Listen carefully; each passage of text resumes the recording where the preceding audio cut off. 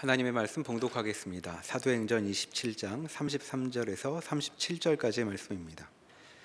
신약 235면에 있습니다.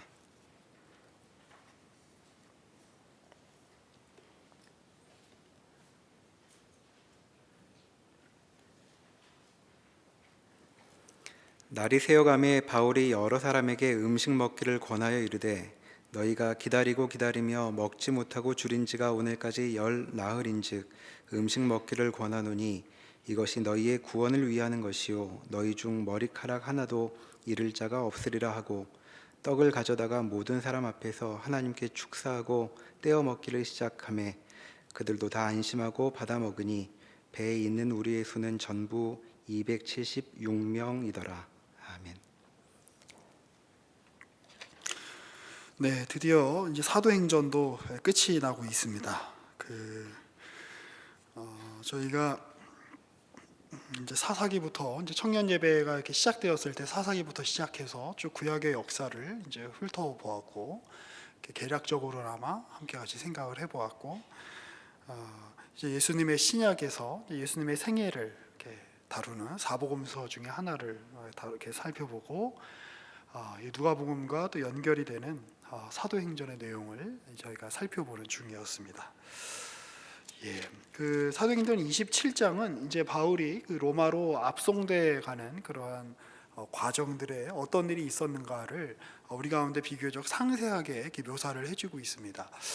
사실 이제 어떤 부분들은 그 사도행전에서 그냥 몇 년이 지났다 이런 식으로 이렇게 표현하는 그런 부분들도 있죠. 그 에베소에서 분명히 그 많은 사역들이 일어났었을 것임에도 불구하고 이 사도행전에서는 사도행전을 저술한 누가는 그것에 대한 이렇게 자세한 기술을 해주고 있지 않습니다. 근데 이제 어찌 보면 여기도 아마 한 문장으로 끝낼 수 있는 내용을 굉장히 좀 늘려서 쓴 것 같은 기분입니다. 바울이 그 가이사라에 이렇게 붙잡혀 있다가 이제 나는 원래 그 로마 사람이다. 로마 시민권이 있으니 심판을 이곳의 총독이나 이곳의 왕들에게 받지 않고 나는 로마 황제로부터 심판을 받겠다라고 청원을 하여 로마에 가게 되어서 심판을 받았더라라고 이렇게 한 문장으로 끝낼 수 있는 내용인데 굳이 27장이라고 하는 긴 시간을 이렇게 들여서 긴 장을 할애해서 그리고 28장 초반부까지 이 사도 바울이 그 로마로 이제 그 향하는 길 가운데 어떤 일이 있었는가를 비교적 상세하게 알려주고 있습니다. 이제 이 대목을 이제 쭉 이렇게 읽으면서 이제 우리 이제 그런 느낌을 받습니다. 사도 바울의 1차 전도 여행, 그리고 2차 전도 여행, 3차 전도 여행, 그리고 마치 이것은 사도 바울이 지금 우리가 육신의 눈으로 봤을 때는 소위 말하는 현실이라고 하는 렌즈로 이 사도 바울의 처지를 이렇게 살펴보면 이것은 그냥 그 로마로 압송돼가는 죄수의 어떤 그 죄수가 그 배를 타고 풍랑을 만나고 표류를 하게 된 이야기에 불과합니다. 그런데 이 사도행전 전체의 맥락에서 보면 이것은 또 다른 의미의 전도 여행 혹은 선교 여행이구나라고 우리가 이렇게 생각해볼 여지가 많다는 생각이 이렇게 들게 됩니다. 그 역설이라고 할까요? 하는 것이 사실 성경에는 이제 이런 역설이 굉장히 많죠. 이 이삭의 아들이었던 그 야곱과 에서 중에 에서가 첫째여서 복을 받아야 되는데 둘째인 야곱이 복을 받는 겁니다. 그러니까 인간적인 그 기준으로는 복을 받을 수 없는 자가 복을 받는 거죠. 그러니 여러분 혹시 둘째라면 여러분에게 복이 있을 겁니다. 저는 안타깝게도 첫째인데 그 요셉 이야기도 그런 것이죠. 그 형들에게 미움을 받아서 여러분 이 세상에서 제일 씻기 힘든 상처 중에 하나가 가족 간에 겪는 상처입니다. 그렇죠? 자기 형들한테 팔림을 당한 거예요. 노예로. 그 전에 거의 죽기 직전까지 이렇게 몰리고 그렇게 해서 요셉이 갔으면 요셉은 적어도 괴물이 되어야 맞습니다. 그렇죠? 그런데 그가 애굽의 총리가 되었다. 그러니까 세상적으로도 영향력 있는 위치에 있었다. 얼마나 훌륭하냐, 이게 사실 성경이 이야기하고 싶은 얘기가 아니죠. 팔려간 요셉, 형들이 내친 요셉 때문에 형들이 구원을 받는 겁니다. 성경에는 이런 역설들로 가득 차 있는 거죠. 왜 하나님은 아브라함에게 그 이삭을 진작 주지 않으셨을까요? 처음 부르셨을 때 주셨더라면 굉장히 그 아브라함이 고민이 좀 덜했을 텐데, 자기가 다 끝났다라고 생각되는 그 시점 100세가 될 때까지 마치 하나님을 기다리신 것처럼 보입니다. 그리고 도저히 정상적인 자연적 상태에서는 아이를 낳을 수 없을 때 아이를 낳게 하셔서, 이게 지금 이 아이를 보면서 아브라함이 무슨 생각을 하겠어요? 그 이삭을 보면서 이거는 내가 만든 아이가 아니다. 내가 내 노력으로 만든 아이가 아니라 이거는 하나님이 만드신 아이다. 그러니 하나님이 아브라함에게 주셨던 약속, 내가 너로 큰 민족을 이루게 할 거다, 너의 후손이 바다의 모래 같을 거다, 하늘의 별과 같을 거다, 이 약속은 내가 이루어서 내가 만들어서 성취하는 일이 아니라 하나님이 없는 것에서 있는 것을 만드시는 하나님이, 무에서 유를 만드시는 하나님이, 아무것도 없는 것으로부터 창조를 해내시는 하나님의 말씀이, 하나님의 사역이 이 일을 이뤄내는 거다라고 하는 믿음이 그에게 심겨지기를 하나님이 원하시는 마음으로 100세까지 기다리신 것이죠. 그러니까 그러한 마음이 있기 때문에 아브라함은 자기 아들을 이삭을 제물로 바칠 수 있는 겁니다. 제물로 죽이는 겁니다. 왜 죽일 수 있는가, 자기 아들을? 이것은 내가 이룰 수 있는 일이 아니라 하나님이 하시는 일입니다. 그래서 이삭은 아브라함 손에 의하여 죽은 거나 진배가 없죠. 죽은 거나 다름없고, 그는 하나님에 의하여 다시 살려난 존재로, 다시 태어난 존재로 살아가는 겁니다. 자, 이 이야기를 이렇게 왜 드리냐면, 이게 바울이 전한 복음의 핵심인 것이죠. 예수가 이 땅에 오셨다. 그는 우리와 똑같은 사람이셨다. 그는 우리와 똑같이 갓난아기로 태어나셨고, 우리와 똑같은 성장 과정을 겪으셨고, 우리가 겪고 있는 물리적 한계, 어떤 심리적 한계, 관계에서의 어떤 한계, 그리고 그가 처한 정치적이고 사회적이고 경제적인 어떠한 한계들 속에서 우리와 똑같이 살아내셨던, 육체라고 하는 질그릇을 가지고 사셨던 한 사람이셨다. 그런데 그는 죽으셨다. 그의 죽음은 한 개인의 죽음이 아니고 모든 인류의 죽음을 의미한다. 그런데 그가 죽음에서 다시 살아나셨다. 그분의 살아나심은, 그분의 부활은 단지 예수님이 죽었다가 부활하셨네, 놀랍네 라고 하며 예수님 개인의 능력을 과시하시거나 보여주기 위한 것이 아니라 하나님이 만들어내시는 유형의 새로운 존재들. 뭡니까? 부활이라고 하는 거는 사람이 만들어낼 수 없는 거죠. 자연이 만들어낼 수 없는 거죠. 이 세계가 만들어낼 수 없는 것이죠. 없는 것에서 있는 것을 만드시는 하나님의 능력이, 부활의 능력을 주님께 부여하심으로, 예수를 죽은 자 가운데서 일으켜 세우심으로 하나님이 세우시는 새로운 존재가 있다 라고 하는 것이 바로 예수의 죽으심과 부활하심의 의미인 겁니다. 그리고 나는 그러한 예수의 죽음과 부활에 동참한 자가 되었다. 이제 나의 삶은 삶과 죽음이 단절되어 있는 것이 아니라, 이제 나의 삶은 이 땅에서의 삶과 하늘에서의 삶이 분리되어 있는 것이 아니라, 이제 그러므로 말미암아 부활하신 예수께서 여전히 살을 지니고 계시고, 부활하신 예수께서 여전히 제자들과 먹고 마시는 그 일상을 보여주신 것처럼, 우리의 일상, 우리가 살을 지니고 우리가 살로서 이 삶을 살아가는 현실이 신적 현실과 대비되거나 신적 현실과 대립되어 있거나 신적 현실과 분리되어 있는 현실이 아니라 너희들이 사는 현실이 곧 신적 현실이 되었다 라고 하는 것이 사도 바울이 하고 싶었던 이야기인 것입니다. 그리고 이제 마지막으로 이 사도행전 27장에서 우리가 보는 이 여행기는 바로 그러한 역설을 다시 한번 이제 우리에게 보여주고 있는 것입니다. 사도행전 27장 1절부터 한번 살펴보시면 이런 구절이 나오죠. 우리가 배를 타고 이달리아에 가기로 작정되매, 이달리아는 잘 아시는 것처럼 지금의 이탈리아 반도를 말하는 것입니다. 이제 그 로마 제국의 수도인 로마로 향해서 재판을 받기 위해 가는 것이죠. 그 바울이 다른 죄수 몇 사람을 아구스도는 이제 아우구스투스라는 말이죠. 그러니까 황제에 소속된 그 백부장 율리오란 사람에게 맡기죠. 아시아 해변 각지로 가려 하는 아드라문네노 배에, 우리가 이제 배의 이름이 아드라문네노라고 하는 그런 이제 배입니다. 우리가 올라 항해할 때 마게도냐의 데살로니가 사람 아리스다고도 함께하니라. 이 아리스다고라고 하는 사람은 19장 29절에도 나타났던 이제 바울과 이렇게 같이 이제 동행하고 또 이제 오게도 갇히고 했던 이제 바로 그 사람입니다. 붙잡히기도 했던. 근데 이제 3절에 보니까 이튿날 시돈에 그 이제 이 배를 이제 대는 겁니다.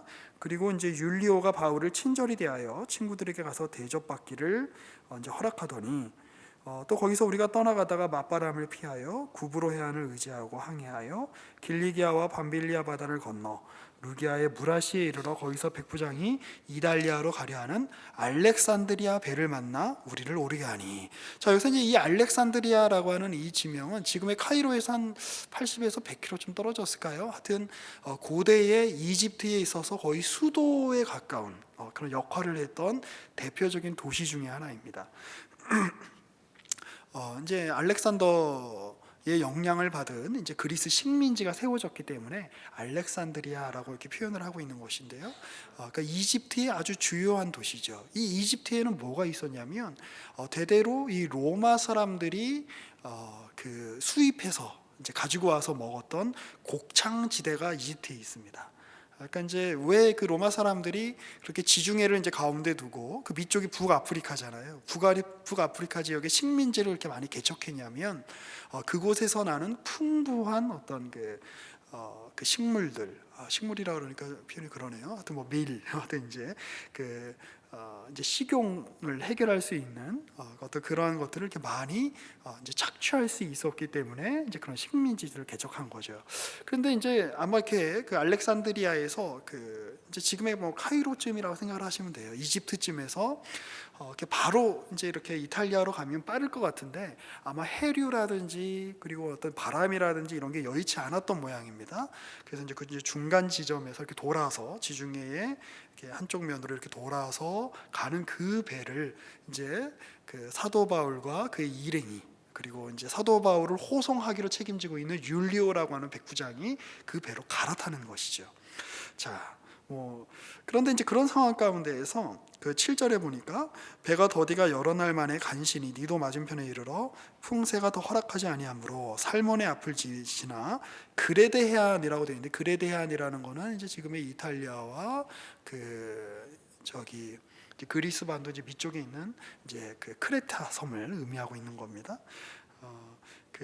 거기 이제 해안을 바람막이로 이제 지나가는데 그 연안을 지나 미양이라고 하는 곳에 이르니 라세아시에서 가깝더라. 이제 이렇게 구체적으로 묘사를 해주고 있는 것은 이 당시의 사람들이 그리고 이쪽의 지리를 조금이라든지 아는 사람들이면 요맘때쯤이면 여기가 그렇게 항해하기가 쉬운 곳은 아닌데 그리고 이런저런 어려움이 있었겠구나라고 하는 것들을 이제 지금 묘사를 이제 좀 해주고 있는 거죠. 9절에 보면 여러 날이 걸려 금식하는 절기가 이미 지났다. 이제 금식하는 절기라고 하는 거는 이제 유대인 입장에서 이렇게 쓴 거죠. 1년에 한 번 이제 대속제일이 되면 이들이 이제 금식하는 절기를 가지게 되는데 이게 이제 우리로 치면 10월 이제 초순경이라고 이제 볼 수 있을 겁니다. 그래서 학자들이 이제 이 시기를 AD 59년에 10월 초순이 아니겠느냐라고 그렇게 이제 추정을 이제 하고 있어요. 그런데 이 지역의 이제 그 해류라든지 이 지역의 해풍이라고 하는 것이 9월에서 11월 사이에는 웬만하면 이렇게 배를 띄우지 말자라고 선원들이 생각하는 기간이랍니다. 워낙 이제 바람이 이렇게 좋지 않고 또 배가 어디로 휩쓸릴지 모르기 때문에. 그런데 그리고 이제 11월에서 이제 2월 중 겨울철에는 여기에 배를 띄우는 건 거의 재난 속으로 걸어 들어가는 거랑 똑같은 상황이라고 합니다. 그러니까 이제 뭐 사도 바울이 이제 아마 경험 때문에 알았는지 사도 바울은 왜냐하면 여러 차례 이렇게 여행을 했기 때문에 이제 이쪽 지역이나 어떤 이제 그 바다의 어떤 지중해의 어떤 그런 흐름이라든지 계절에 따른 어떤 해풍의 변화라든지 이런 것들을 아마 경험적으로 굉장히 잘 알고 있었을 확률이 높습니다. 그래서 이제 바울이 권하여서 10절에 이렇게 이야기하죠. 말하되 여러분이여 내가 보니 이번 항해가 화물과 배뿐만 아니라 우리 생명에도 타격과 많은 손해를 끼칠 것 같아요. 그러니 이 항해를 좀 늦췄으면 좋겠습니다라고 이제 바울은 그렇게 이야기하는 셈이죠. 그런데 백부장이 이제 이 모든 일의 책임자인 백부장이 율리오라고 하는 백부장이 선장과 선주의 말을 바울의 말보다 더 믿습니다. 아무래도 이 바울이라고 하는 사람이 학식이 뛰어나 보이는 건 사실이지만 아무래도 이 배에 관한 문제, 이 바다에 관한 문제는 선장과 선원들이 훨씬 더 잘 알지 않겠는가. 이들은 괜찮다고, 우리 지금 가면 된다고, 이제 급하다고.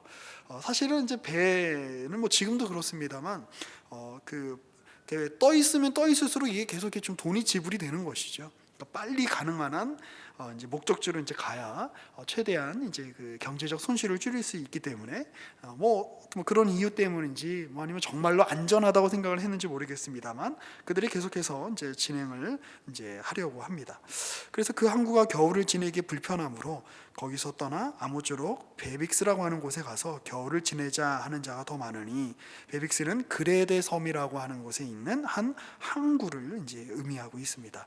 그래서 13절에 보면 남풍이 이제 순하게 불어가지고 야 이제 우리가 이제 한번 항해를 해보자. 왜냐하면 이때는 항해술이 지금처럼 발달하지 않은 시기이고 또 키라고 하는 것도 이렇게 아주 정교하게 뭐 옛날에 이제 우리 뭐 중세를 지나서 이제 근대 시대로 오게 되면 대항해 시대라는 게 열리지 않습니까? 그런데 이제 그때와 같은 정교한 어떤 그 항해 기술이 없을 때였어요. 그래서 어떻게 바람이 오면 오는 대로 이렇게 쓸려가야 되는 약간 그런 상황이었는데, 어쨌든 자기들이 원하는 좋은 바람이 부니까 야 이제 우리가 갈 때가 됐나 보다라고 이렇게 이제 배를 이제 움직이는 겁니다. 그런데 14절에 보니까 얼마 안 되어서 섬 가운데로부터 이 크레타 섬의 한 가운데로부터 유라굴로라고 하는 광풍이 크게 일어납니다. 여기 광풍이라고 하는 말이 이제 헬라어로 보면 티포니코스라고 하는 말로 이렇게 써 있는데, 여기서 영어의 타이푼, 그러니까 태풍이라는 말이 나온 것이죠. 어쨌든 이제 뭐 우리가 지금 생각하는 뭐 허리케인 같은 그런 큰 태풍은 아니었겠습니다만 이 배를 집어삼킬 만한 이제 이 광풍이 이제 불어가지고 이렇게 정신이 없는 겁니다. 그래서 배가 이리저리 막 이렇게 흔들리다가 16절에 보니까 가우다라고 하는 작은 섬 아래로 지나 간신히 거루를 잡아 끌어올리고 줄을 가지고 선체를 둘러감고 스르디스에 걸릴까 두려워하여 연장을 내리고 그냥 쫓겨가더니, 자 여기서 이렇게 보면 이 스르디스라고 하는 말은 이제 모래톱이라고 하는 그런 뜻입니다. 배가 이렇게 저렇게 흔들리다가 이렇게 모래톱 같은데 박히면 이제 오도 가도 못하는 상황이 되는 거잖아요. 그러다가 이제 막 그 센 파도가 몰아치면, 이 당시에 배는 다 나무 배 아니었겠습니까? 그래서 이게 다 우리가 파손하는 게 아니냐라는 이제 그런 위기가 이제 발생을 하는 거죠. 재밌죠? 이게 마치 무슨 이제 막 재난 당하는 그런 어떤 영화나 그 소설을 읽는 듯한 그런 이제 기분입니다. 아니면 그 오디세우스 같은 사람이 이제 이렇게 모험을 하고 있는 어떤 그런 그 대목 같이 그렇게 생각이 되기도 합니다. 어쨌든 자 이제 뭐 좀 어떻게 해야 될까 이제 지금 굉장히 아주 위기 일발의 상황인데, 18절에 보니까 우리가 풍랑으로 심히 애쓰다가 이튿날 사공들이 짐을 바다에 풀어버리고 사흘째 되는 날에 배의 기구를 그들의 손으로 내버리니라. 여러분 여기 지금 기록에는 이튿날, 그래서 사흘째 되던 날 이런 식으로 숫자만 표현이 되어 있습니다만, 여러분들 한번 상상을 해보시죠. 배를 탔는데 한 사흘 내내 풍랑이 일고 배가 어디로 가는지 이게 방향을 잡을 수 없고 언제 좌초할지 모르고 언제 파손할지 모른다라고 하는 그 위기 속에 여러분이 한번 있다고 한번 생각해 보십시오. 얼마나 두렵겠습니까? 이제 끝인가? 이제 뭐 나의 청춘도 나의 삶도 정말 이제 이렇게 끝나는 것인가? 이런 두려움이 들지 않겠어요? 풍랑이라고 하는 거는 뭐 굉장히 어마어마한 것이죠. 혹시 뭐 여러분들 중에 이제 그런 풍랑을 겪어보신 분들이 있으신지 모르겠습니다만, 우리가 굉장히 좋은 시대에 살고 있기 때문에 이런 걸 좀 겪어볼 일이 많이 없어요. 그래서 혹시 좀 겪으신 분들은 이렇게 나중에 저한테 와서 얘기를 좀 해주시면 제가 열심히 재미있게 듣겠습니다. 제 기억으로 예전에 이제 2000년에 제가 중국의 대련이라는 천진이라고 하는 항구에서 인천으로 배를 타고 온 적이 있었습니다. 근데 그때 이제 태풍이 이제 우리나라를 지나가고 서해안을 지나가는 과정이었어요. 그래서 태풍 속을 지나가는 것도 아니었고 제가 탄 배는 굉장히 큰 배였습니다. 뭐 자동차도 엄청 많이 싣고 이렇게 컨테이너 같은 화물들을 엄청 많이 실는 그런 배였기 때문에, 그리고 이제 항구에 계속 머무르고 있으면 이제 거기에다가 이제 돈을 내야 되니까 항구에서 조금 떨어져 나와서 이제 그래도 가까운 바다에 닻을 내리고 안정감 있게 태풍이 지날 때까지 한 12시간 정도 기다리는 그런 경험을 해본 적이 있습니다. 그런데 그 경험도 저에게는 굉장히 끔찍한 경험이었습니다. 도저히 잠을 잘 수가 없는, 물론 저는 굉장히 잠을 잘 잤거든요. 왜냐하면 저는 그 멀미가 나면 자는 스타일이에요. 그런데 그 제 친구 중에 하나는 제 친구 하나랑 이제 그 교회 선배 한 분이 계셨는데 뭐 거의 밥도 못 먹고 계속 울렁울렁하고 휘청휘청하고, 그러니까 요즘 현대 같은 이 안전망을 잘 구축할 수 있는 시절에도 이 배에서 그 닷을 내리고 있는 배였음에도 불구하고 태풍을 만난다는 건 굉장히 두려운 일입니다. 근데 이 당시에 정말 뭐 이렇게 바람에 의하여 좀 이렇게 배가 어떻게 될지 모르는 이런 상황 속에서 이 맨날 며칠을 보냈다라고 하는 것은 사람들이 아마 뭐 정확히 표현은 안 돼 있습니다만 아마 오바이트를 해서 나올 게 없을 정도로 아마 구토를 한 상황이었을 겁니다. 그 예전에 이제 우리 교회 이제 목사님, 부목사님 중에 이제 그 한 분이 이제 주도를 하셔서 한나오라는 이제 배를 타고 동남아시아라든지 남태평양 일대에 선교를 하던 배가 있었습니다. 이제 거기 이제 그 당시 생활을 하셨던 그 선교사님들의 증언을 들어보면 정말 이 태풍 한번 만나면 이 폭우를 한번 만나면 정말 이 파도가 뭐 10m, 15m씩 이렇게 출렁출렁하는데 말이 15m, 20m지. 그 여러분들 그 바이킹을 한 3박 4일 동안 계속 타고 있다고 생각하시면 돼요. 그러면 정말 이렇게 뭐 이렇게 구토를 이렇게 하다가 정말 이제 뭐 모든 음식물뿐만 아니라 더 이상 나올 수 없는 게 나올 때까지 나오는 겁니다. 이게 그러면 막 기진맥진하고, 야, 내가 이러려고 선원이 됐나? 자괴감이 들고 괴로워지겠죠. 내가 이러려고 배를 탔나? 뭐 이런 생각이 들지 않겠습니까? 사도 바울뿐만 아니라 그와 함께 있던 누가라든지 이제 아까 같이 우리가 살펴봤던 일행 중에 뭐 아리스다고라든지 이런 사람들도 얼마나 별별 생각 다 들었겠어요. 야, 이제 우리가 이렇게 죽는구나. 물론 이제 우리가 죽어도 이제 우리가 그리스도와 함께할 것이라라고 하는 그런 소망이 있긴 하지만, 이렇게 허무하게 가는 건가? 물고기 밥으로 이렇게 확 이렇게 우리가 이제 끝나는 건가? 이런 생각이 들지 않겠습니까? 20절 한번 볼까요? 그러니까 이제 오죽하면 자기들이 있는 기구를 다 버렸겠어요. 아주 중요한 자기의 어떻게 보면 생명과 연관된 기구와 나중에 식량도 버립니다. 그런데 이제 20절에 보니까 여러 날 동안 해도 별도 보이지 않고 큰 풍랑이 그대로 있음에, 이 대목이 얼마나 시적이면서 얼마나 이 낭망스러웠으면. 누가는 의사예요, 직업이. 그러니까 굉장히 이 사도행전이나 여러 개 이렇게 보면 자기 감정을 안 섞고 그냥 이렇게 좀 굉장히 객관적으로 그리고 냉철하게 기술하려고 노력하는 것들이 좀 보이거든요. 그런데 뭐라고 썼어요? 큰 풍랑이 그대로 있어서 별도 안 보이고 해도 안 보이고. 왜냐하면 이게 왜 중요하냐면 이 당시에는 뭐 지도라든지 GPS가 없던 시절이기 때문에 별을 보고 우리 위치를 파악을 해야 되거든요. 그리고 그걸 따라서 이제 움직여야 되는데 해도 안 보이니까 동이 어딘지 서쪽이 어딘지 남쪽이 어딘지 북쪽이 어딘지도 모르는 거예요. 계속 배는 출렁거리고 깜깜하고 별도 안 보이고. 그래서 뭐라고 표현하는 겁니까? 구원의 여망마저 없어졌더라. 얼마나 낭만이 되면 이렇게 표현을 했겠어요. 그런데 이제 21절입니다. 여러 사람이 오래 먹지 못하였음에 바울이 가운데 서서 말하되, 여러분이요 내 말을 듣고 크레타 섬에서 그레데에서 떠나지 아니하여 이 타격과 손상을 면하였더라면 좋을 뻔하였느니라. 이거 어떻게 보면 약간 좀 얄미운 얘기죠, 이제 와서. 근데 이제 이걸 통해서 사람들이 무슨 생각을 할까요? 바울이 했던 얘기가 맞구나라고 하여 바울에게 신뢰감을 가지게 되는 겁니다. 특히 누가요? 이 모든 일의 책임자인 백부장 율리오가. 그리고 그런데 이제 이런 상황 속에서 이제 봐라, 내가 예언했는데 그 우리가 이때 떠나는 게 좋지 않다고 예언했는데 이 일이 벌어지지 않냐. 그런데 내가 기쁜 소식을 하나 전하겠다. 22절입니다. 내가 너희를 권하노니 이제는 안심해라. 너희 중 아무도 생명에는 아무런 손상이 없겠고 오직 배뿐이니라. 우리가 배는 이렇게 좀 안전을 보장할 수 없는데, 배는 상할 수 있는데 너희 생명은 하나님이 지켜주신다라고 말했다라는 거예요. 그거 어떻게 알아요? 라고 이야기하니까 이어서 이야기하죠. 23절에 내가 속한 바 곧 내가 섬기는 하나님의 사자가 어젯밤에 내 곁에 서서 말하되, 바울아 두려워하지 말아라. 네가 가이사 앞에 서야 하겠고 또 하나님께서 너와 함께 항해하는 자를 다 내게 주셨다 하였으니 그러므로 여러분이여 안심하라. 나는 내게 말씀하신 그대로 되리라고 하나님을 믿노라. 이거 만약에 이런 일이 벌어지지 않고 지금 몇 날 며칠 동안 지금이 며칠이 지났는지 해가 뜨지 않아서 별이 뜨지 않아서 확인 힘도 되지 않는 상황에서 지금 계속해서 시달리고 있지 않았던 상황이라면 바울의 말이 씨알이나 먹혔겠습니까?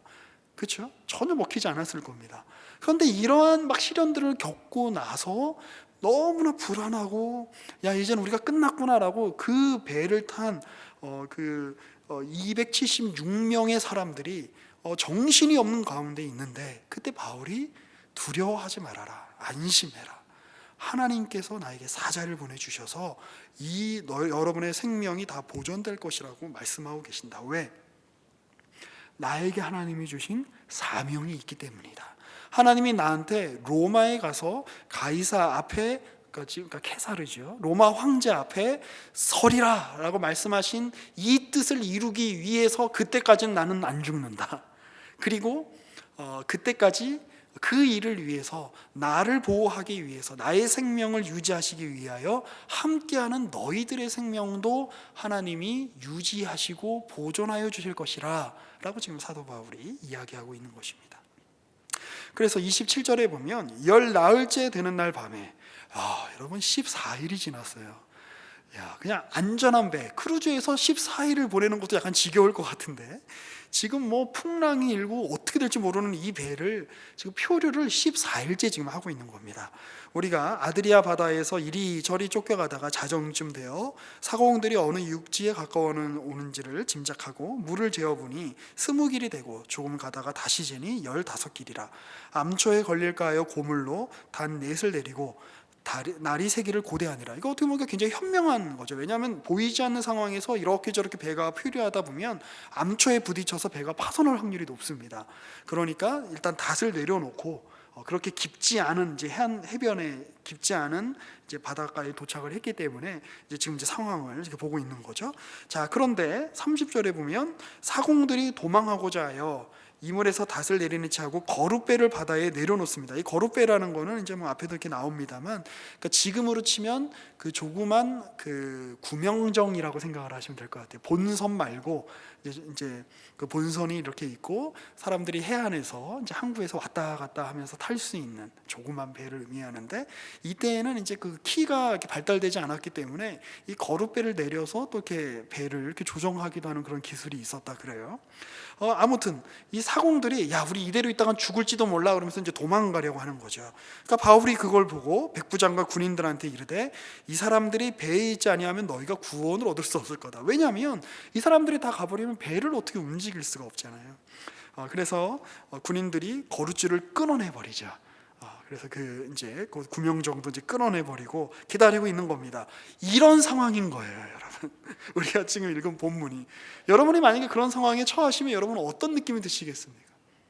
한 14일 동안 2주예요. 2주 동안 정신이 하나도 없이 막 바람이 불고 비가 내리고 뭐 지금 오늘이 며칠인지 시간 가는 줄도 모르겠고, 그리고 막 이제 사람들은 점점 막 이렇게 동요를 일으키고 있고, 이제 우리가 곧 죽을지도 모른다라고 하는 두려움이 온 배를 지금 휩쓸고 있는 것이지요. 이 불안과 공포가 온 배의 주인이 되어 사람들의 마음을 흔들고 있는 겁니다. 심지어 누가 마저도 우리에게 구원의 여망마저 없어졌더라라고 하는 그 지점까지 갔다 온 겁니다. 그런데 그때 바울이 뭐라고 이야기합니까? 어떻게 보면 바울이 제정신인가 싶죠. 33절에 보면 날이 새어가매, 이제 날이 점점 이제 새어가는 그런 이제 가운데 있는데, 그때 바울이 여러 사람에게 음식 먹기를 권하는 겁니다. 이르되 너희가 기다리고 기다리며 먹지 못하고 줄인 지가 오늘까지 10나흘인데 2주나 너희가 굶었다. 이대로 가면 우리 물에 빠져 죽기 전에 굶어 죽겠다. 그러니까 일단 먹자. 사람들은 먹을 생각조차 못하는 것이죠. 왜요? 현실의 위협이 너무 크기 때문에. 내가 살아서 무엇하는가? 이 생존의 이 위험이 너무 크기 때문에 생존을 연장시켜주는 음식을 먹을 생각조차 하지 못하는 겁니다. 그런데 바울이 34절 보실까요? 계속해서 음식 먹기를 권하노니 이것이 너희의 구원을 위하는 것이요 너희 중 머리카락 하나도 잃을 자가 없으리라 하고 떡을 가져다가 모든 사람 앞에서 하나님께 축사하고 떼어 먹기를 시작합니다. 그들도 다 안심하고 받아 먹으니, 여기가 의미심장하죠. 배에 있는 우리의 수는 전부 276명이더라. 꽤 많은 숫자가 이제 지금 배에 타고 있는 거죠. 276명이 다 함께 음식을 먹습니다. 그리고 이제 이 본문 말씀을 뭐 성만찬의 말씀이나 예수님께서 요한복음 5장에서 이제 오병이어의 기적을 일으키실 때 축사하셨던 장면하고 이렇게 무리하게 이을 필요는 없을 것 같습니다. 맥락이 좀 많이 다르기 때문에. 그런데 중요한 것은 이 떡을 나누어 주는 이가 누구였는가? 이 떡을 먹으라고 했던 이가 누구인가? 생명을 연장하라고 이야기하는 이가 누구인가? 바로 하나님의 사람 바울이었다라고 하는 것입니다. 이 대목에서 우리는 이제 좀 이렇게 이런저런 많은 이제 생각들을 해보게 됩니다. 그리고 이제 그들이 38절에 보시면 배부르게 먹고 자 이제 배를 더 가볍게 해야 돼라고 밀을 바다에다 버립니다. 그리고 정말 이제 생존을 위한 마지막 어떤 이제 그 투쟁을 이제 하고 있는 것이지요. 그러나 이제 39절에 보면 날이 새매 어느 땅인지 알지 못하나 경사진 해안으로 된 항만이 눈에 띄거늘 배를 거기다 들여다 댈 수 있을까 서로 의논한 다음에 닷을 끊습니다. 굉장히 그러니까 누가가 이 경험이 얼마나 생생했으면 이렇게 세세하게 기록을 하고 있겠습니까? 그래서 닷을 끊으니까 이제 이제 배가 이제 움직이겠죠. 그리고 동시에 키를 풀어 늦추고 돛을 달고 바람에 맞추어 해안을 향하여 들어가다가 두 물이 합하여 흐르는 곳을 만나 배를 걸매 이 물은 부딪혀 움직일 수 없이 붙고 고물은 큰 물결에 깨어져가니, 그러니까 배가 이렇게 두 물결이 만나는 곳에 가서 이 배 자체가 지금 이제 깨지는 과정을 지금 이렇게 묘사하고 있는 겁니다. 군인들은 제수가 헤엄쳐서 도망할까 하여 그들을 죽이자라고 이야기하는 거죠. 왜냐하면 군인들 입장에서는 이 죄수를 잘 호송하여 로마로 데려가는 게 이제 바울 말고도 다른 죄수들이 많이 있었던 모양입니다. 잘 호송해 가는 게 목표인데 호송하지 못할 바에는 이들이 도망가서 어디 이렇게 다른데 이제 그 자유민으로 이렇게 살 바에는 차라리 이들을 우리가 죽여서 책임을 좀 면하자라고 하는 생각을 했던 거죠. 그러니까 바울이 뭐라고 하죠? 그 43절에 근데 그 중에는 이제 바울도 포함이 되어 있는 겁니다. 백부장이 바울을 구원하려 하여 그들의 뜻을 막고, 이 백부장의 마음에는 이 바울이 무언가 다른 사람이구나라고 하는 신뢰감이 이제 형성이 됐던 것 같아요. 헤엄칠 줄 아는 사람들을 명하여 물에 뛰어내려 먼저 육지에 나가게 하고 그 남은 사람들은 널조각 혹은 배 물건에 의지하여 나가게 하니 마침내 사람들이 다 상륙하여 구조가 됩니다. 몇 명이요? 276명이. 야, 요즘 같은 때도 배가 무너지고 배가 이렇게 파손을 하게 되면 거기에 있는 모든 사람이 살 거라고 기대하는 건 굉장히 어려운 일입니다. 그런데 그 고대에 이 수많은 수백 명의 사람들이 한 명도 죽지 않고 살아. 지금 이제 28장 1절에 보면 우리가 구조된 후에 안즉 그 섬은 멜리데라 하더라. 지금의 몰타 공화국이라고 알려져 있는 지중해에 있는 이탈리아 남부 이렇게 남쪽에 있는 몰타라고 하는 섬입니다. 이제 거기에 이제 가게 되죠. 뭐 계속 좀 보고 좀 이야기를 할까요? 그리고 이제 비가 오고 날이 참에 거기 있는 원주민들이 우리에게 특별한 동정을 하여, 야 쟤들을 보니까 불쌍하다. 보니까 저기 그 배가 이렇게 부서져 가지고 여기 지금 해안가에 이제 다 이렇게 뭐 하나 나무 판때기 같은 거 이렇게 붙들고 헤엄쳐서 왔는데 보니까 다 뭐 한 2주쯤 다 굶었고 비록 한 끼 먹기는 했지만 보니까 뭐 다 초췌하고 너무너무 불쌍해 보이죠. 그래서 이제 불을 피워주는데 이때가 이제 겨울 아닙니까? 그래서 이제 바울이 나무 한 묶음을 거두어 이제 불에 넣었는데 아마 겨울잠을 자고 있었던 그 뱀이 그 안에 있었는지 모르겠어요. 거기에 독사가 마침 있었던 겁니다. 그래서 독사가 갑자기 확 이 바울의 손을 확 무는 거죠. 그러니 그 얼마나 참 바울의 일지는 만약에 바울이 그 이 해의 토종 뭐 비결이라든지 뭐 이런 운세를 봤더라면 정말 그 최악으로 나왔을 거예요. 살이 가득 낀. 그런데 어쨌든 그 독사가 이제 바울을 이렇게 무는 거죠. 그래서 이제 원주민들이 놀란 겁니다. 그러니까 왜 놀랐냐면 이제 27장 1절부터 했던 얘기와 연장선상에 있는 겁니다. 이 고대 세계에서는 그 어떤 사람이 이제 풍랑을 맞거나 왜냐하면 이제 배를 타고 이동한다는 것이 굉장히 빠르고 경제적인 방법이면은 불명한 것이었지만 굉장히 불확실한 요소들이 많죠.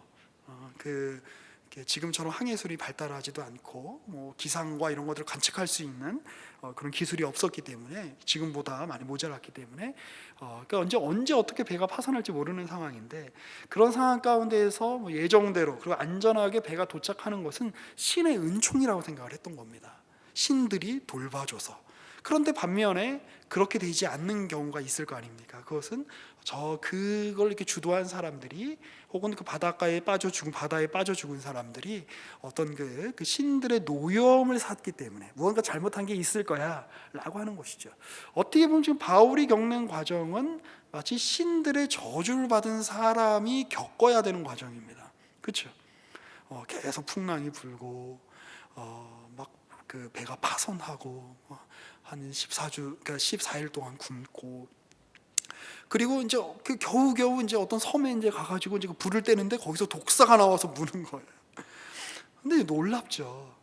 왜냐하면 그런데도 바울이 안 죽더라. 이게 지금 사도행전 27장의 얘기입니다. 이쯤 되면 죽어야 되는데 바울이 참 끈질기게 안 죽더라. 지금 이 사도행전이 하고 싶은 얘기예요. 그리고 무슨 일이 일어납니까? 오히려 바울이 안 죽을 뿐만 아니라 그 안에 있는 사람들이 바울 때문에 살더라. 그 안에 있는 사람이 분명히 율리오라고 하는 사람이 이제 그 이후 행적에 대해서, 이 백부장의 이후 행적에 대해서는 뭐 성경에도 기록하고 있지는 않습니다만, 분명히 이 사람은 아마 이제 바울이 전하는, 바울이 뭐 했겠어요? 계속 배 타고 다니면서 로마에 갈 때까지 그 복음을 들었을 확률이 굉장히 높습니다. 그리고 나중에 제자가 되었을 확률도 굉장히 높을 것이라고 생각됩니다.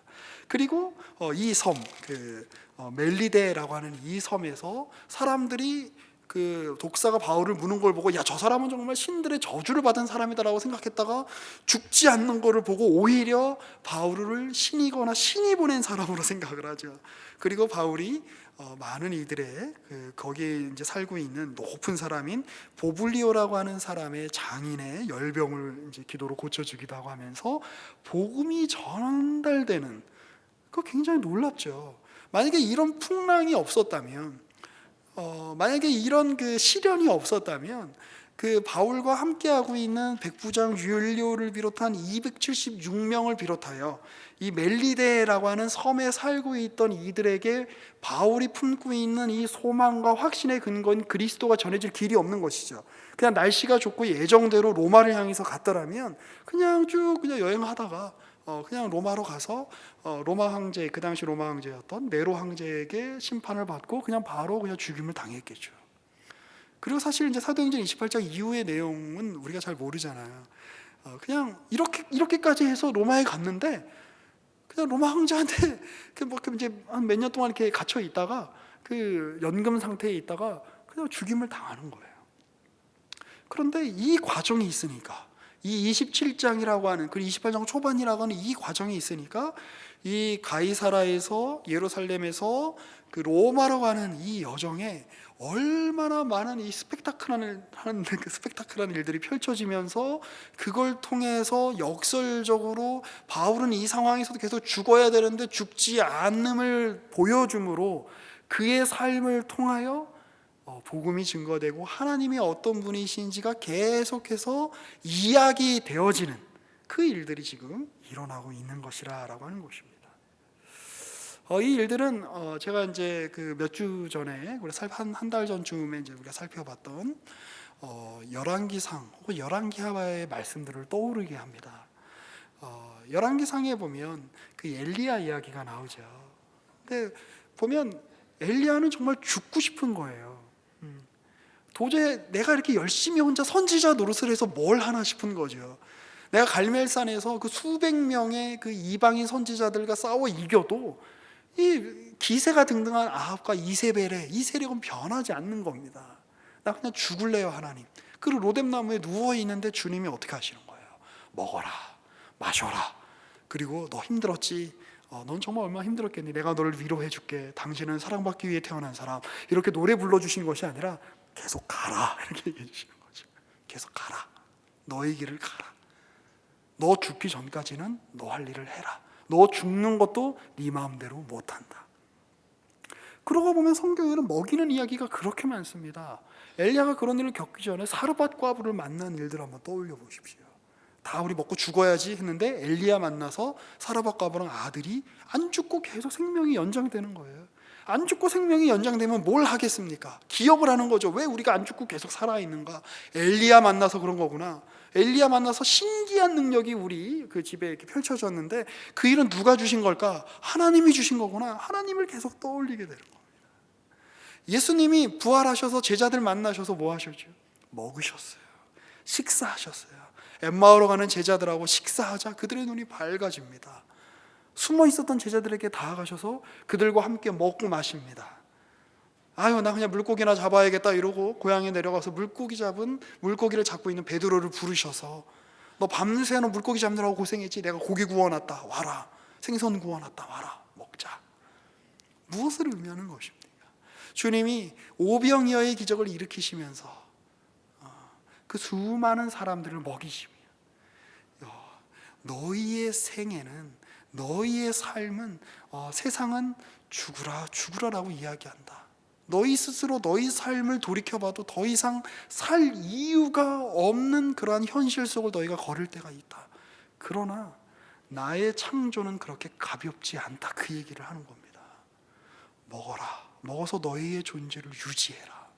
너희의 존재를 유지하여 심지어 너 자신조차도 너를 부정하고 싶고 심지어 네 주변에 있는 모든 것들을 다 거부하고 싶고 왜 세상이 이 모양인가? 이 세상은 차라리 없는 게 나은 세상 아닌가? 이 존재는, 나라고 하는 이 존재는, 나의 삶은, 내 이웃의 삶은, 내 주변인의 삶은, 누군가의 삶은 차라리 없는 것이 나은 것이 아닌가? 차라리 죽는 것이 나은 것이 아닌가? 낫지 않은가? 차라리 무로 돌아가는 것이 낫지 않은가? 존재를 부정하고 하나님의 창조를 부정하는 이 강력한 악의 현실 앞에서, 강력한 하나님을 향한 이 거부의 현실 앞에서 먹어서 너희 존재를 유지해라. 먹어서 너희 삶을 유지해라. 먹어서 너희 삶을 붙들어라. 하나님이 너희의 식탁에 복을 내려주실 거다. 그리고 너희의 인생 하나님이 쉽게 끝나게 안 하신다. 그 얘기를 지금 하고 있는 겁니다. 우리의 삶을 잊게 하시는 하나님. 더불어 또 무엇입니까? 때로는 우리의 삶은 바울이 겪은 것처럼, 바울과 그의 일행이 겪은 것처럼 구원의 여망이 보이지 않는 그 작은 어떤 구원의 소망이라고 할지라도 찾아볼 수 없는 절망스러운 현실 가운데 우리가 놓여 있을 때도 있습니다. 14일 동안, 2주 동안 아무것도 먹지 못할 정도로 거센 풍랑과 두려움과 공포가 우리 개인뿐만이 아니라 우리가 속한 공동체를 집어삼키고 주인 노릇할 때가 있습니다. 그럴 때 누구만이 소망을 가질 수 있겠습니까? 이 믿지 않는 백부장 율리오, 믿지 않는 270여 명에 해당하는 이 수많은 동행들, 그들에게 구원의 소망과 희망을 이야기할 수 있는 존재들은 이 삶이 우리에게 주어진 이 조건이 이것이 궁극적인 것이 아니고 우리가 겪는 것으로 끝나지 않고 하나님이 가지고 오시는 더 낫고 더 훌륭하고 더 찬란한 부활의 현실이 우리 앞에 놓여져 있다라고 하는 것을 소망하는 사람만이 참된 소망을 이야기할 수 있는 것이죠. 배가 지금 풍랑에 맞고 있어요. 배가 지금 난파하게 생겼습니다. 그런 상황에서 우리가 알렉산드리아에서 밀을 엄청나게 수확해 왔어 하는 게 무슨 소용이 있겠습니까? 어차피 다 버려야 되는 밀인 겁니다. 우리가 크레타 섬에서 아니면 우리가 그 시돈이라고 하는 도시에서 금과 은과 보화를 무수히 실었어. 나는 이제 로마에 돌아가기만 하면 떵떵거리고 살 수 있을 거야 라고 하는 것이 무슨 소용이 있겠습니까? 우리가 10년 동안, 20년 동안 이 지중해를 안 다닌 곳이 없는 우리는 베테랑 선원들이야 라고 하는 그 경력이 이 상황에 아무 도움이 되지 않는 것입니다. 무엇만이 희망이 될 수 있는가? 무엇만이 소망이 될 수 있는가? 하나님의 사랑뿐이, 하나님의 사랑 말고는 희망이 될 것이 없다라고 하는 것입니다. 하나님의 사랑이란, 성경에서 말하는 아가페란 그냥 우리의 노력으로 어떤 멋진 사랑을 이뤄내는 그런 사랑을 의미하는 것이 아닙니다. 바울에게 주님께서 사자를 보내주셔서 개입하시는 것, 어차피 헬라어에서 아가페라는 것이 바로 그런 의미예요. 신적 사랑이라는 게 뭐냐? 신들이, 그러니까 이제 그리스 사람들은 많은 신들을 믿었기 때문에 신들이 어떤 한 개인에게 다가가 인간이 할 수 없는 신적 능력을 발현하게 하는 거, 이게 아가페예요. 그런데 이 세상에 진정으로 소망을 주고 이 세상에 진정으로 사랑을 이야기할 수 있고 이 세상을 궁극적으로 구원할 수 있는 유일한 사람은 누구입니까? 하나님의 사랑을 입은 자, 하나님이 그의 인생 가운데 개입하신다라는 것을 보이시는 자, 그 사람 때문에, 바울 때문에 276명이 죽지 않는 겁니다. 바울 때문에 배가 바다 한가운데서 파손하지 않고 멜리데의 섬 앞에서 그들이 그렇게 구출을 받을 수 있었던 것입니다. 오늘 우리의 현실은 개인으로나 공동체로나 마치 이렇게 풍랑을 맞은 그런 배 안에 있는 불안에 떠는 사람들이 아닌가라고 그렇게 생각하게 만드는 현실들이 우리 눈앞에 놓여져 있습니다. 나이 든 분들은 나이 든 분들 나름대로, 젊은 분들은 젊은 분들 나름대로 나라가 이대로 가다가는 끝장날 거라고 이야기들을 합니다. 교회 안에서도 교회 밖에서도 교회가 이대로 가다가는 끝장날 거라고 온갖 이야기들을 쏟아냅니다. 우리 개인의 현실을 이렇게 돌아봐도 내 개인의 현실에 무슨 소망이 있겠는가? 무슨 위로가 있겠는가? 무슨 전망이 있겠는가? 구원의 여망조차 잘 보이지 않습니다. 그런데 그럼에도 불구하고 주님이 오늘 이 본문의 말씀을 통해서 우리에게 들려주고 싶은 말씀이 있는 것이지요. 주일 나와서 너희의 이 답답한 현실 속에서도, 눈앞에 아무것도 보이지 않는 것 같은 캄캄한 현실 속에서도 먹어라. 하나님의 말씀을 먹고 너희의 삶 가운데서 하나님께서 허락하시는 그 일상을 살아내고, 그리하여 너희의 존재가 끝나지 않는 한, 아니 너희라고 하는 한 개인의 존재는 어느 시점에서 하나님이 뜻하신 인생의 여정 가운데 하나님께 부름을 받아 끝날 수 있지만, 내가 택한 나의 교회, 내가 택한 너희의 전 심령, 내가 택한 너희라고 하는 이 실존, 내가 택한 나의 백성들은 절대로 내가 놓지 않는다. 그러니 바울이 바로 안전하게 로마로 가면 일어날 수 없었던 드라마가 27장에 있었던 이 풍랑 사건을 통해서 펼쳐지게 되듯이, 오늘 하나님이 우리에게 이러한 풍랑을 허락하시는 이유는 우리의 삶 가운데에서 믿는 자만이 할 수 있는 소망을 우리로 하여금 보이게 하시어 우리 주변에 두려움에 떨고 있는 276명의, 바울을 빼면 275명일까요? 포함된 숫자인지 뺀 숫자인지는 잘 모르겠습니다만, 어떤 그들 모두에게 하나님이 우리를 붙들고 계신다. 우리의 소망은 우리 안에서 주어지는 것이 아니라 우리의 환경이나 우리가 눈에 보이는 것으로부터 주어지는 것이 아니라 하나님으로부터 도래하는 것이다. 하나님으로부터 임재하는 것이다. 우리의 구원의 소망은 거기에 있다. 우리는 그 소망을 품고 사는 사람들이다 라고 하는 증언의 시간으로 하나님이 지금 여러분들의 인생을 사용하고 계시다는 것입니다. 그러니 증언하는 자답게 사십시오. 모두가 죽겠다고 할 때 여러분이 괜찮아, 내가 밥 사줄게. 모두가 배에서 뛰어내리고자 그렇게 도망치자라고 이야기할 때 괜찮아, 내가 여기 있잖아, 내가 옆에서 함께 버텨줄게. 우리 함께 같이 이 배, 이 나라, 이 땅, 이 서울, 이 미세먼지가 가득한 서울 도망치고 싶은 이 서울, 하지만 같이 있자, 내가 네 옆에 있어줄게. 그렇게 이야기함으로 우리 믿는 자만이 만들어낼 수 있는 드라마, 믿는 자만이 만들어낼 수 있는 소망, 믿는 자만이 만들어낼 수 있는 구원의 이유를 멋있게 선포하시는 저와 여러분의 인생이 되시기를 주님의 이름으로 권면하고 축복합니다. 기도하겠습니다. 살아계신 하나님,